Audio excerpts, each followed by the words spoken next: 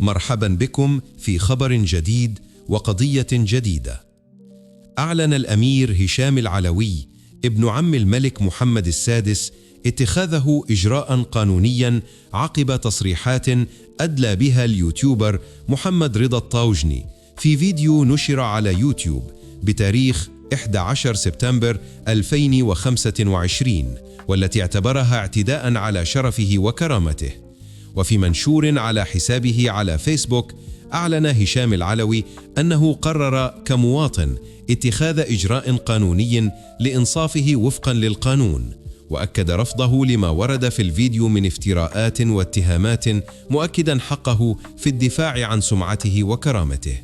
وعبر هشام العلوي عن امتنانه للمحامي عبد الرحيم الجامعي الذي سيرفع الشكوى، كما أكد إيمانه الراسخ بحرية الرأي والتعبير باعتبارها قيمة أساسية لتعزيز التنوع والانفتاح، محذرا من أي انحراف نحو التشهير. كما دعا إلى تجنب الحملات المغرضة، مشيدا بدور الصحفيين الملتزمين باحترام القواعد الأخلاقية في خدمة الحقيقة والمجتمع، واعتبر أن هذا التوجه يعكس التزامه بقيم المواطنة والدفاع عن الحقوق بالوسائل القانونية.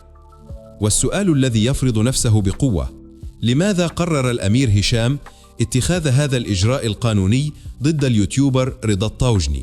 وما هي التصريحات التي أدلى بها الطاوجني والتي أغضبته في الفيديو المشار إليه في منشور ابن عم الملك؟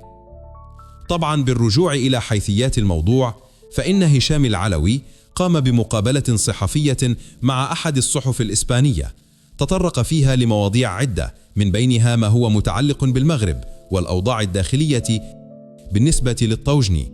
فقد علق على هذا الحوار الصحفي موجها انتقادات لما جاء فيه، وفي نفس الوقت وصفه بالحوار الاستفزازي، كما وجه نقدا لاذعا لابن عم الملك. لنستمع لبعض ما جاء في فيديو الطاوجني. مولاي هشام، صراحة ما عمرك بغيت ندوي في هذه المواضيع، لكن بان لي أن الأمير يستفز جلالة الملك، بان لي أن الأمير يستفز الملكية. بهذاك الاستجواب اللي دار بان لي الأمير يستفز المغرب. دار استجواب مع صحيفة إسبانية، وقبل ما يخرج الاستجواب جا للمغرب وجالس في الإقامة ديالو، والإقامة ديالو اللي تحت الحراسة ديال القوات المسلحة الملكية، ديال المخابرات، ديال البوليس، كل شيء، ودار استجواب استفزازي. ملي كنقول استفزازي علاش؟ تكلم على بزاف ديال الأمور اللي ما بغيتش ندخل فيها، السياسة هذا. أنا كنقول بأن كاين واجب تحفظ ديال الأمير، مادام هو كيقول أنا ما عنديش أطماع، أنا ما عمري بغيت نكون ملك، وأنا أساند ولد عمي، وأنايا النوايا وهذا ديالي كلها حسنة، مزيان، هادشي كله مزيان. لكن لما كتخرج باستجواب مع جرائد دولية وتهاجم السياسة الداخلية للمغرب، ماشي غير السياسة الداخلية، كون كتغير حكومة ولا لا، مشيتي للأجهزة الأمنية، والأجهزة الأمنية ديال البلاد أنت عارف بأنها تابعة إلى جلالة الملك، وهو اللي كيعين، والتقارير هو اللي كيجيو ليه وكل شيء، يعني كتقصد جلالة الملك. مشيتي لنيشان، كانوا استفزازات شحال من مرة، كانوا خرجات إعلامية شحال من مرة. من حقك تكلم، تعطي الآراء ديالك، مادام كتقول أنت أستاذ باحث، دوي في السياسة الدولية، دوي في الصراع في الشرق الأوسط، دوي على دونالد ترامب، دوي على فرنسا اش كيوقع فيها دابا، دوي على اسبانيا، دوي على العلاقات المغربية الدولية، هذا بشكل سطحي باش ما تدخلش عاوتاني في الأمور الداخلية. أنا ندوي فيها، حنا المغاربة العاديين ندوي فيها، الأساتذة الباحثين يدويو، كلنا حرين ماشي مشكل. لكن أنت كاين واجب تحفظ لو دوا دو ريزيرف، انت ولد عم جلاله الملك، صافي. هذا لو تيتر هذا بوحدو كاين معاك بانك تخوض في الشؤون الداخليه ديال الاجهزه الامنيه وما عرفت شنو هذا. كان عندك نوايا اخرى قولها، وانا غادي نجيك، لان حتى المقال ولا الاستجواب في حلقتين اللي داز في الكونفيدونسيال، انا بالنسبه لي سي دو بوبلي ريداكسيونيل. من ضمن الاسئله: ما رايك في الصراع المفتوح بين اجهزه المخابرات المغربيه؟ هذا الموضوع انا براسي تكلمت فيه وتكلموا فيه الناس، يا ودي راه ما كاين حتى شي صراع، يا ودي راه الاجهزه الامنيه خدامه بتناغم، عاديه، ما كاين لا مشكل حتى حاجه، وجلاله الملك وهما كاين تنافس وليس بصراعات. وهذا الشيء يمكن الدوله سمعت فيه ومترفع عليه، حتى من المقالات باش تعرف مترفعه، حتى من المقالات ديال لو موند.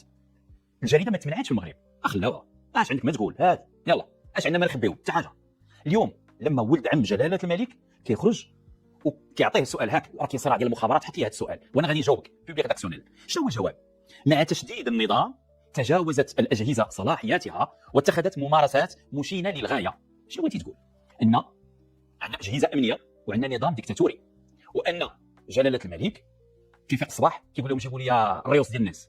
شحال من واحد عطيتونا في الحبس، صيفطوهم الحباسات ولا مازال؟ شحال حنا كنبنيو الديمقراطيه ديال بلادنا، لكن جينا من طرف امير ولد عم جلاله الملك ما نقبلوهاش. انا بعدا ما قبلتهاش، ولذلك بكل احترام كنتوجه الى الامير مولاي هشام. عندك جميع الامتيازات ديال العائله الملكيه، عندك القصر ديالك، عندك منازل ثانويه اللي عندك كاينه في تطوان، وهذا عندك الحراسه، عندك الستاتيو ديالك ديال الخلاصة: بالنسبة لرضا الطاوجني، ليست هذه المرة الأولى التي يواجه فيها القضاء، حيث رفعت محكمة الاستئناف بأكادير العقوبة التي قضت بها المحكمة الابتدائية في حق الناشط رضا الطاوجني من 2 إلى 4 سنوات نافذة، وذلك على خلفية شكاية تقدم بها ضده وزير العدل عبد اللطيف وهبي. وأصدرت المحكمة الابتدائية بأكادير حكمها على الطاوجني ب2 حبسا نافذا وغرامة قدرها 20,000 درهم مع أداء درهم رمزي تعويضا لوزير العدل عبد اللطيف وهبي، وذلك بعدما قدم وزير العدل شكاية ضده يتهمه فيها بالتشهير من خلال بثه مقاطع فيديوهات ذات علاقة بقضية إسكوبار الصحراء، وكان قد استفاد من العفو الملكي. مشاهدين الكرام، لا تنسوا دعم القناة بالاشتراك والإعجاب وترك تعاليقكم لأنها مهمة بالنسبة لنا. شكرا على دعمكم، وإلى فيديو قادم بحول الله. شكرا جزيلا لكم.